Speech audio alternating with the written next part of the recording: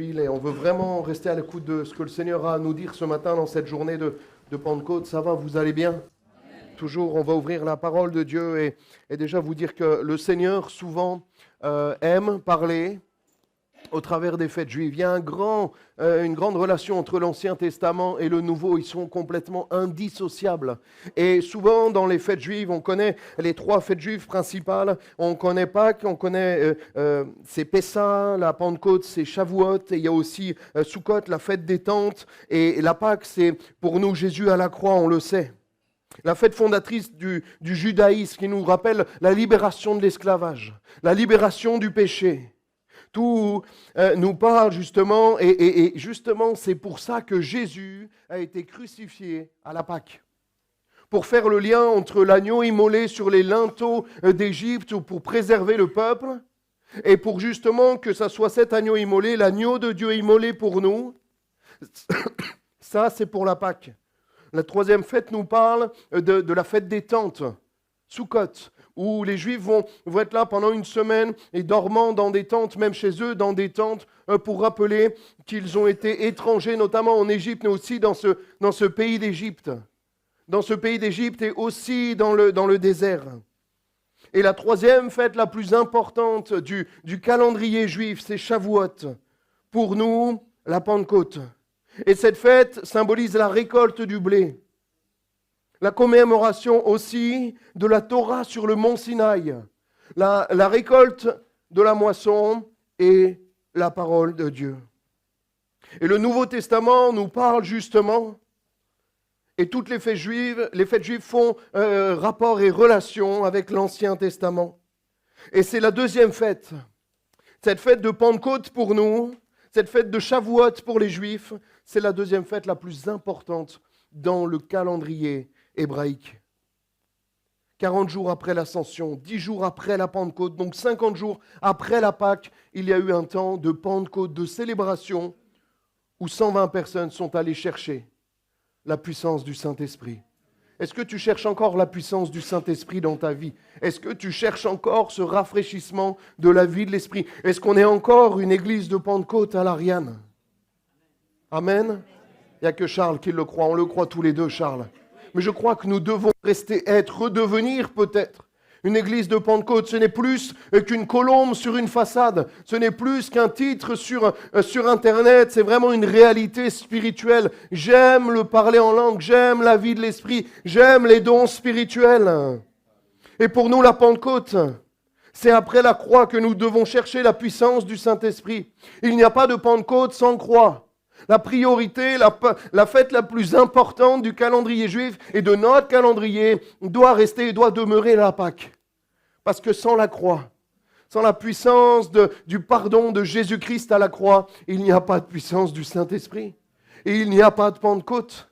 Il faut préalablement passer par la croix pour ensuite pouvoir recevoir la puissance du Saint-Esprit. Il nous est dit et déjà annoncé dès les anciens temps, dès l'Ancien Testament, dans Joël 3.1. Il se trouve dans Joël 2, selon certaines versions de la Bible et découpe des chapitres. Après cela, je répandrai mon esprit sur toute chair. Vos fils et vos filles prophétiseront. Vos vieillards auront des songes et vos jeunes gens des visions. Même sur les serviteurs et sur les servantes. Dans ces jours-là, je répandrai mon esprit. Dieu, de quel temps nous parles-tu ?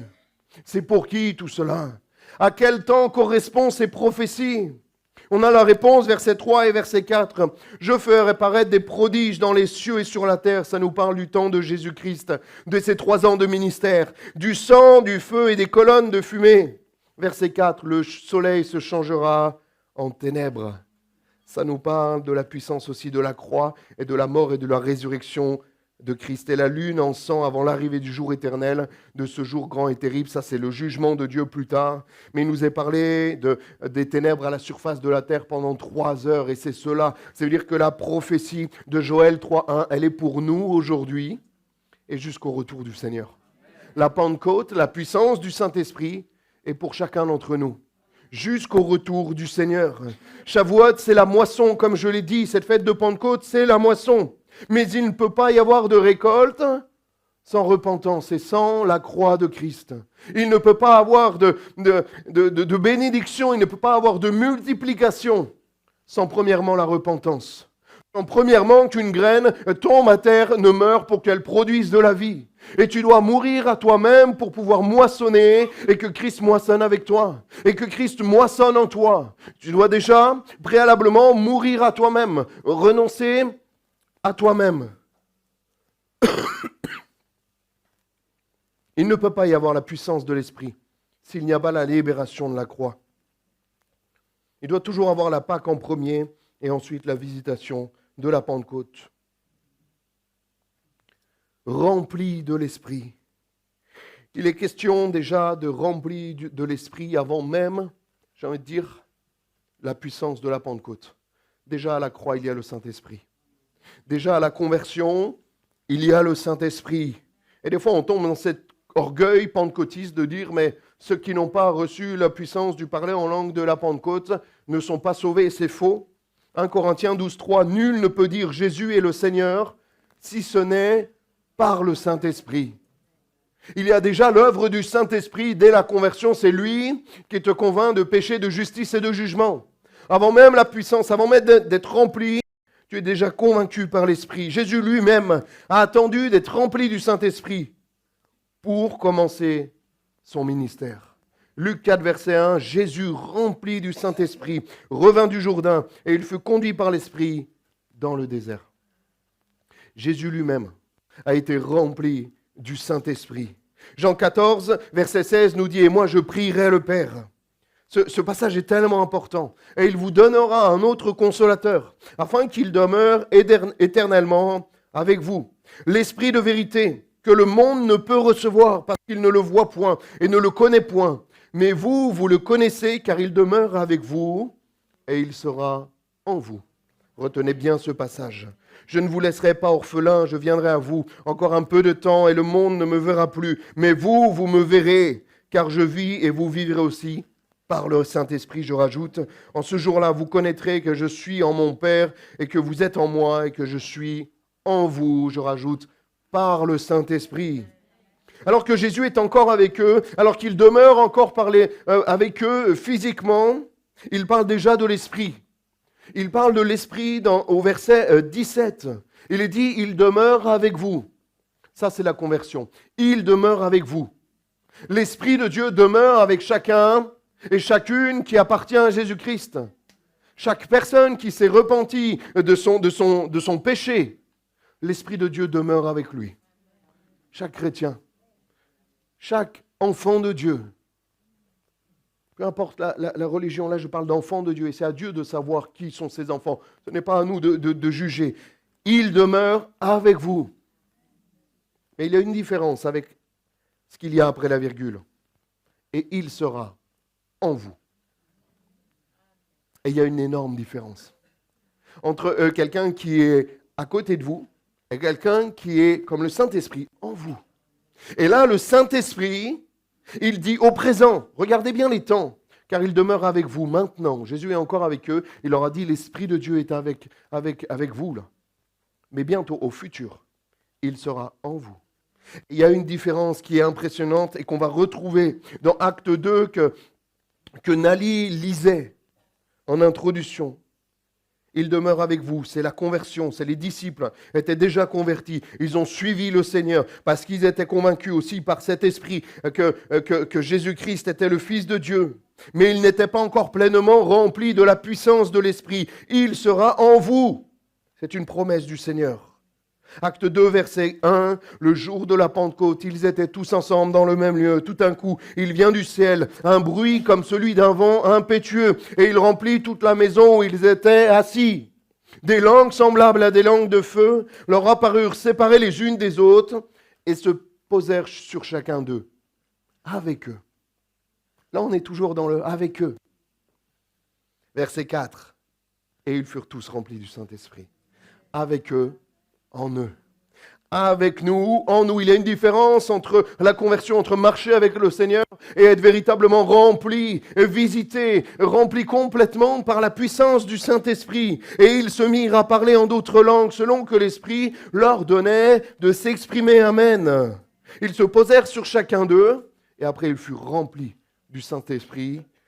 Ils furent tous remplis du Saint-Esprit. Et on voit la différence entre les disciples avec et sans l'Esprit de Dieu. Bien sûr qu'ils suivaient Jésus-Christ. Et bien sûr qu'ils aimaient le Maître. Bien sûr qu'ils étaient prêts à défendre le Maître. Mais on va voir la différence entre notamment un Pierre qui a renié le Maître, entre un Pierre qui a coupé l'oreille de Malchus pour défendre maladroitement le Maître, et un Pierre après la Pentecôte. Dès la fin de ce verset de la Pentecôte, du chapitre 2, il va déjà annoncer l'évangile avec puissance. Et là, il va trouver la moisson. Parce que l'Esprit de Dieu va le visiter. Il y a une différence. Bien sûr que les disciples faisaient des miracles, mais faisaient très peu quand même de miracles. La majorité des miracles dans les évangiles étaient faits par la puissance de Jésus. Et Jésus lui-même, à part quelques-uns des miracles, et notamment cet enfant possédé, les disciples n'ont pas pu le libérer. Parce qu'il manquait la puissance du Saint-Esprit. Et nous avons, mon frère, ma sœur, tu as besoin de la puissance du Saint-Esprit. Jean 14, 25, je vous ai dit ces choses pendant que je demeure avec vous. Mais le Consolateur, l'Esprit Saint, que le Père enverra en mon nom, vous enseignera toutes choses et vous rappellera tout ce que je vous ai dit. L'Esprit de Dieu nous rappelle ce que Jésus enseigne et ce que Jésus a enseigné sur la terre. Il nous enseigne, nous guide et nous reprend. Shavuot aussi commémore la parole donnée aux hommes, les tables de la loi sur le mont Sinaï. Quand Moïse est allé chercher ces tables, quand Dieu lui a dit « Monte et je te donnerai ma parole », les 10 commandements, la parole de Dieu, la Bible, les amis. Et là, il va recevoir la parole. C'est ça, Shavuot aussi. Ésaïe 59, verset 21, « Mon alliance avec eux, dit l'Éternel, voici mon alliance avec eux, mon esprit qui repose sur toi et mes paroles que j'ai mises dans ta bouche ne se retireront point de ta bouche, ni de la bouche de tes enfants, ni de la bouche des enfants de tes enfants, dit l'Éternel, dès maintenant et à jamais. » Là où il nous a donné par sa parole, il veut aussi que la parole ne soit pas non seulement extérieure à nous, un objet religieux, un objet superstitieux. J'ai rencontré un homme un jour, il m'a dit « Je suis tourmenté ». Et je lui ai dit, il faut que tu te repentes de tes péchés, que tu cries à Dieu. Il m'a dit, d'accord, mais il ne l'a pas fait. Un jour, je l'ai recroisé, il passait devant l'église, il m'a dit, j'ai vu des esprits mauvais et tout. Je lui ai dit, tu t'es repenti, tu as appelé Christ. Il m'a dit, non, j'ai peur, mais j'ai mis plein de Bibles dans ma voiture. Je lui ai dit, mon ami, tu n'as pas compris. Tu n'as pas compris la puissance de la parole de Dieu, non pas le livre, mais l'esprit, la parole qui est esprit et vie en même temps. Au travers, et là on va voir que son esprit va être sur nos bouches et dans ta bouche, notamment au travers de la puissance du parler en langue. Et la Pentecôte, c'est ça, c'est la puissance de la parole, de l'évangile transmis aux hommes qui produit la vie. Et quand la vie est là par l'esprit, elle fait demeurer en nous, elle remplit même notre langue. Ça, c'est la parole aussi. Et la Pentecôte, c'est justement Jean 6, 63. C'est l'esprit qui vivifie, la chair ne sert de rien, les paroles que je vous ai dites sont esprit et vie. Mais nous avons besoin de la parole de Dieu, frères et sœurs. Nous avons besoin de la parole de Dieu. Les deux sont indissociables. Et c'est ce que nous avons de plus précieux ici-bas, depuis que le Seigneur a quitté la terre il y a 2000 ans. C'est son esprit et sa parole. Et les deux sont indissociables. Si tu as que l'esprit, mais que tu n'as pas l'équilibre de la parole, la racine de la parole, le cadre de la parole, tu seras un mystique, tu seras un farfelu, mon ami. Et tu partiras dans tous les sens. Et on en a vu, croyez-moi, on en a vu partir dans tous les sens. Parce qu'ils étaient juste seulement à rechercher l'Esprit de Dieu, mais sans l'appui de la parole, sans la vérité. Et l'Esprit de Dieu est seulement là où il y a la vérité.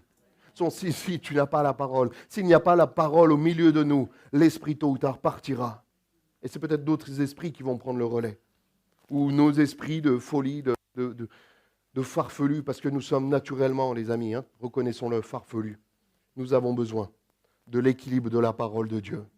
Et si tu as de la parole, mais que tu n'as pas l'esprit, il nous est dit que la parole tue, mais que l'esprit vivifie. Si tu as la parole, mais que tu n'as pas l'esprit pour comprendre. Et pour te laisser enseigner, pénétrer, visiter par la parole qui est vie. Ce n'est pas juste du papier, la parole de Dieu. Elle est vie, elle est vivante, la parole de Dieu. Si tu n'as pas l'esprit qui te fait assimiler ces paroles, qui te fait les vivre, tu vas devenir un religieux et tu vas te dessécher tôt ou tard. On en connaît des théologiens qui connaissent la Bible mieux que nous tous réunis, mais qui ne vivent pas la nouvelle naissance parce qu'ils n'ont pas l'Esprit de Dieu qui se révèle.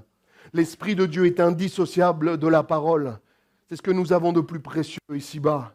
Et jusqu'au retour du Seigneur, sa parole et son esprit, les amis. Nous avons besoin, avec équilibre, de garder les deux précieusement avec nous et en chacun de nous. C'est ce que nous avons sur terre de plus précieux. Nous devons chérir et garder précieusement ces deux choses. Ézéchiel 31:1 va dire dans cette prophétie aussi merveilleuse, il me dit, fils de l'homme, mange ce que tu trouves, mange ce rouleau. Il a cette vision, l'ange et Dieu lui-même va lui dire, mais mange la parole, mange, mets-la dans ta bouche. Et va, parle à la maison d'Israël. J'ouvris la bouche et il me fit manger ce rouleau. Il me dit, fils de l'homme, nourris ton ventre et remplis tes entrailles de ce rouleau que je te donne. Je le mangeai et il fut dans ma bouche, doux comme du miel.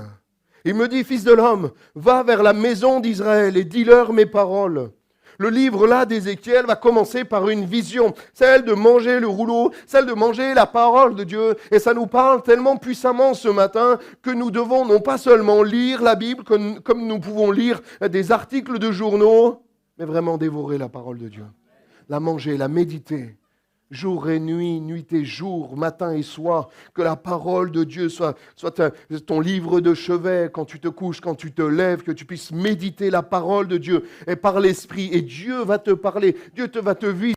Même si tu ne comprends pas, même si tu as l'impression, je disais l'autre fois, qu'il ne te parle pas, tu peux lire les chroniques, tu peux lire les nombres et ne pas savoir même dire les générations et les générations des ancêtres de Jésus. Mais en même temps que tu les lis, au moment que tu galères même à sortir les noms parce qu'ils sont compliqués, eh bien, l'Esprit est capable de te vivifier. L'Esprit est capable de te visiter parce que cette parole est esprit et vie. Et elle produit la vie et la vie en abondance. Mange ce rouleau et va, parle à la maison d'Israël. Pour être le témoin du Seigneur, il faut avoir la parole et son esprit. Nourris ton ventre et remplis tes entrailles de ce rouleau que je te donne. Remplis-toi de la parole de Dieu, de la Bible, de ce qu'elle renferme. Elle est vivante, elle est une puissance de Dieu pour le salut de quiconque croit. Alléluia. Ça, c'est l'évangile, c'est la parole de Dieu. Elle fut, je la mangeai, elle fut comme dans ma bouche comme du miel. C'est bon le miel, hein? Je crois que j'en ai besoin ce matin.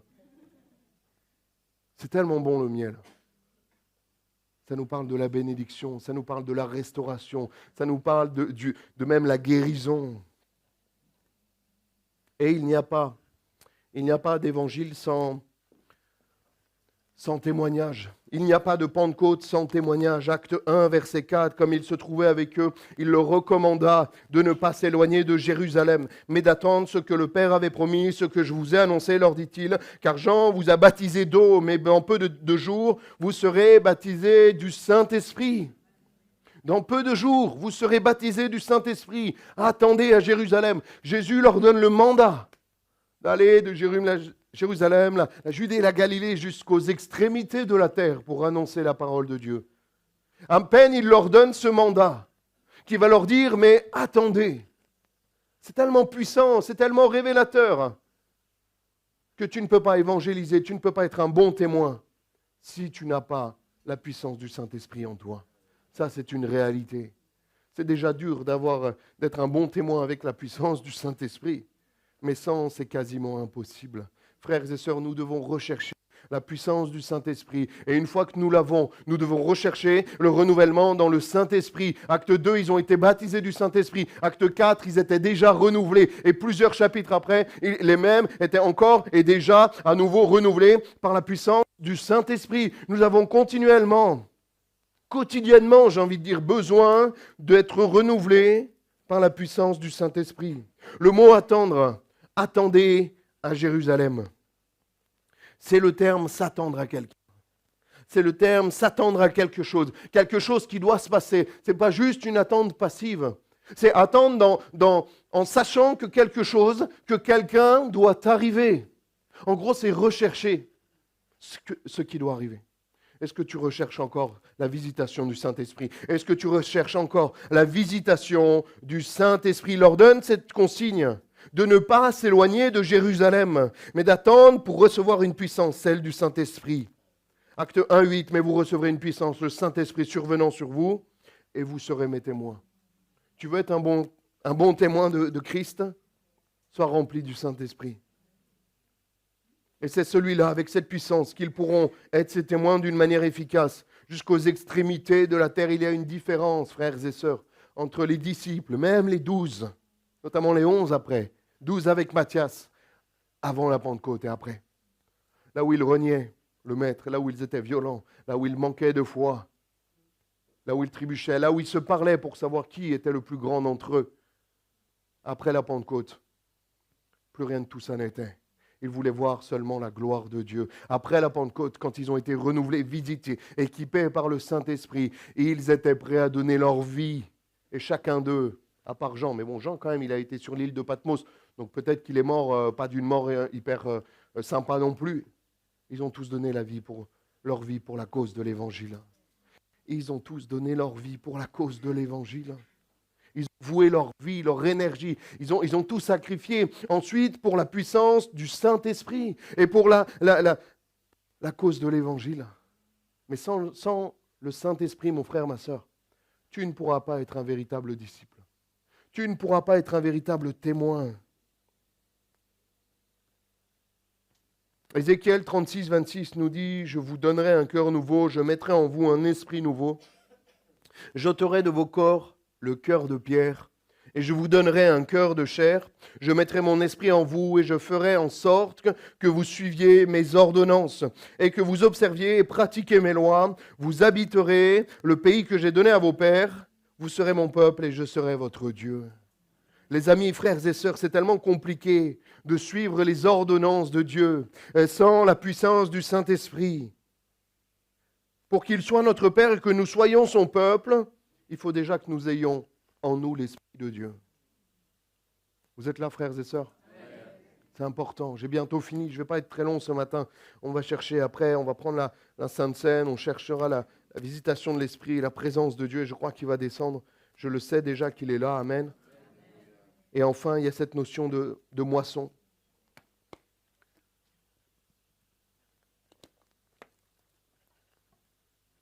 Les questions de moisson. Fête de Shavuot, c'est premièrement la moisson, la récolte, le blé. Et c'est justement à la Pentecôte que la moisson va commencer. C'est justement à la Pentecôte que 3000 âmes vont se tourner vers le Seigneur. C'est justement quand ils étaient là, les 120 dans la chambre haute, pour chercher la face de Dieu, pour chercher la promesse du Seigneur, qu'ils vont vivre la moisson, qu'ils vont récolter ce que le Seigneur a semé. Acte 4, verset 4 aussi, environ 5000, 120, 3000, puis 5000. Et ça, c'est la récolte. Ça, c'est la moisson que le Seigneur veut nous donner au travers de la puissance du Saint-Esprit. La moisson est grande, mais il y a peu d'ouvriers, la Bible nous dit. La question ce matin est, est-ce que tu es un ouvrier du Seigneur? Tout le monde va répondre oui. Mais sans passer pour un pharisien ou un religieux, j'aimerais te demander, et tu répondras dans ton cœur, quand c'est la dernière fois que tu as parlé du Seigneur à quelqu'un? Quand c'est la dernière fois que tu as été un témoin pour quelqu'un? Quand c'est la dernière fois que tu as pu proposer à quelqu'un de venir à une réunion pour découvrir l'Évangile? C'est ça, être un véritable disciple. Et non pas pour accuser, et je me le dis à moi-même, parce que des fois vous pensez que le pasteur, c'est facile pour lui d'évangéliser, de parler, c'est aussi dur pour moi. Mais je veux qu'on se pose cette question. Je crois que c'est dans l'Épître aux Romains, ce verset me vient, je ne suis pas sûr de la référence, mais il nous est dit, comment entendront-ils la parole de Dieu si personne ne leur enseigne, ne leur proclame, ne leur prêche? Et il nous est question d'être des témoins de Christ, frères et sœurs. La puissance du Saint-Esprit La Pentecôte, acte 2, premièrement, c'est pour toi. Le parler en langue, premièrement, c'est un renouvellement. Celui qui s'édifie, parle en langue, s'édifie lui-même, Paul le dira. Et celui qui prophétise et qui exerce les dons spirituels, on n'a pas le temps de le voir ce matin, édifie l'Église. Donc premièrement, le Saint-Esprit, la puissance de la Pentecôte, c'est une édification personnelle pour que tu sois régénéré, renouvelé, vivifié tout à nouveau. Mais ensuite, et très rapidement, c'est pour les autres. Pierre n'est pas resté dans la chambre haute avec les 120. Moi, si j'avais été dans la chambre haute égoïstement, j'aurais posé un RTT, j'aurais dit, me parlez plus. Moi, je reste dans cette chambre haute pendant une semaine. Ne me parlez plus. La présence de Dieu devait être palpable. Je pense qu'on pouvait toucher, limite, la présence de Dieu tellement ça devait être fort. Mais rapidement, ils sont descendus et ils ont proclamé l'Évangile. Rapidement, ils n'ont pas gardé ce que Dieu leur avait donné, mais ils l'ont propagé, ils l'ont partagé, ils l'ont multiplié. Ils l'ont dispatché tout autour de la terre comme Jésus leur avait demandé. Parce que le mandat de Dieu, c'est de faire des nations des disciples. Et ça part par toi. Arrête de te reposer sur le petit groupe, les 2-3 qui font l'évangélisation une fois par mois. Arrête de te reposer sur le pasteur. Toi, à ta place, dans ton immeuble, dans ta maison, dans ton quartier, dans ton bureau, dans ton travail, avec les visites que tu as. Et même si tu es retraité, avec les infirmières que tu as, avec les aides à domicile que tu as, dans ton travail, dans ton immeuble, tu peux être un témoin de Christ. Et j'aimerais te dire, tu dois être un témoin de Christ. Tu dois témoigner, mon frère, ma soeur. Quand c'est que la dernière fois, tu as pu proposer la prière quand quelqu'un t'a parlé de ses problèmes? C'est plus facile de parler de la météo. Hein. Il fait chaud. En plus, là, on a cette petite canicule. Donc, ils annoncent du chaud, là. Vraiment, il fait chaud. Mais ça, on y arrive tous. Hein. Moi, c'est facile. J'ai des voisins, là, au premier, à chaque fois, on parle de la météo à chaque fois. Mais vraiment, pendant 2 ans, j'aurais parlé de la météo. Ou je leur parlais d'autre chose, c'est eux qui réceptionnent mes colis quand je ne suis pas là. Monsieur, madame, père, oui, ça va. Oui. Je peux vous embêter avec mes colis? Oui, allez-y, ils sont gentils. Ils m'aiment bien, il n'y a pas de souci. Mais à un moment donné, j'aurais dit, comment vous allez? Pendant 2 ans, j'aurais parlé de la météo. Hein. Je ne vais pas faire Jean-Baptiste dans le désert. Hein. Pendant 2 ans, je n'aurais même pas parlé. J'aurais dit, oui, je suis pasteur, ça va vous? Et un jour, sur le trottoir, je les ai vus. Je partais à l'église, j'étais tout en dimanche, donc là, c'est plus simple aussi. Et j'aurais dit, est-ce que je peux prier pour vous? S'il y a des problèmes de santé, Monsieur Père, est-ce que je peux prier pour vous? Et j'ai prié pour eux. Est-ce qu'on est prêt à être des témoins là où Dieu nous a placés? Moi, je crois que Dieu ne nous a pas placés au hasard, en fait. Si ta vie est entre les mains de Dieu, tout est conduit. Si ta vie, et si tu es un véritable disciple, moi, la moisson est grande, mais il y a peu d'ouvriers, ok? Et moi, je dis au Seigneur, souvent je lui dis, c'est pas à l'ouvrier de choisir où il travaille. C'est toi le patron, tu nous envoies, tu nous places là où tu veux, dans tel champ. C'est pas l'employé, demain, lundi, il arrive, bon, demain c'est férié. Mardi, il arrive, il dit, bon, patron, je veux aller travailler là, je veux tel ou tel chantier, je remplace Jean-Luc. Le patron, il va faire, non, tu vas là où je t'ai placé. Tu as ce chantier, tu dois le finir et après, j'en ai prévu un autre. Seigneur, si le Seigneur t'envoie, si le Seigneur t'a placé, dans l'immeuble où il t'a placé, dans l'étage où il t'a placé, dans le quartier, dans la ville où il t'a placé, dans le village peut-être où il t'a placé, c'est que tu dois briller là où tu es. Peut-être qu'il t'appelle à bouger, et ça c'est à toi de voir avec le Seigneur. Mais même quand tu pries, prie pour que tu puisses briller là où tu seras. Même si tu déménages à 5 km ou à 10 km, tu dois être là où Dieu t'a prévu, pas là où tu veux être, mais là où Dieu veut. Et c'est là où tu seras le mieux, parce que tu seras utile pour l'œuvre de Dieu. Est-ce que tu brilles où tu es? Est-ce que tu arrives à prier, à briller là où tu es? Parce que la moisson, c'est ça, et je vais rappeler les musiciens. Si on n'a pas d'autres chants prévus, on reprendra les premiers chants. Ils sont merveilleux, c'est des vieux chants, ils sont magnifiques, ces chants qu'on a pris tout à l'heure. Mais là, dès la fin, la puissance du Saint-Esprit est premièrement pour toi, mais dès rapidement, tu dois le partager. Regardez Pierre, qui quelques semaines avant a renié le Maître. Quelques semaines avant est retourné sur le lac de Galilée. Il a recommencé son activité. Il était au plus bas, il avait renié des imprécations. Il avait juré qu'il ne connaissait pas Dieu. C'est le plus haut niveau de reniement. Quelques semaines après, frères et sœurs, il est visité par le Saint-Esprit. Quelques semaines après, il médite dans Acte 2, verset 14. Si on a la même Bible, les frères et sœurs, il est dit ça. Alors Pierre se présenta avec les 11, éleva la voix et leur parla en ces termes, hommes juifs. Et vous qui séjournez à Jérusalem, sachez ceci et prêtez l'oreille à mes paroles. Et là, il va les fracasser avec l'évangile. Il va leur prêcher l'évangile d'une manière, avec la puissance du Saint-Esprit. Lui qui était orgueilleux, impulsif, lâche, excusez-moi du terme, il était lâche, comme on peut tellement l'être souvent, il va être rempli de la puissance du Saint-Esprit. Et 3000 vont se convertir. Est-ce que tu sais que tu peux amener quelqu'un au Seigneur? Est-ce que tu sais que ce n'est pas réservé au ministère don? Tu le sais ou pas? Je regardais une statistique l'autre fois, 82% des personnes, s'ils étaient invités par un proche pour aller à l'église, ils viendraient. 82%. Peut-être qu'il y aura des combats, des excuses, on le sait, à chaque fois qu'on les invite, il y a un problème, il y a quelque chose qui va... Mais est-ce que tu as déjà invité? Est-ce que tu invites encore à l'église? Souvent, les dernières conversions, c'est ça. C'est des personnes qui ont invité d'autres personnes. On veut bien les flyers, ça n'a pas amené grand monde, les flyers. On a des beaux témoignages. Mais la meilleure manière d'évangéliser, c'est toi. Le plus beau flyers de Jésus-Christ, avec les horaires des réunions, là, c'est toi. C'est toi qui dois briller dans ton travail. C'est toi qui dois briller là où Jésus t'a placé. 1 Corinthiens 12,4, et je finis par cela. Celui qui parle en langue s'édifie lui-même. Celui qui prophétise édifie l'Église. Quand tu parles en langue, tu t'édifies toi-même, sans même comprendre ce que tu dis. Tu parles des merveilles de Dieu, tu glorifies Dieu sans même savoir ce que tu dis. Et après, ça t'ouvre les portes aux dons spirituels pour édifier l'Église.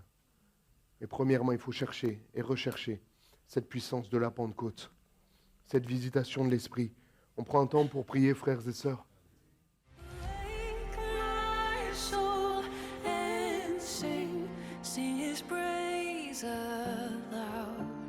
Sing his praise aloud.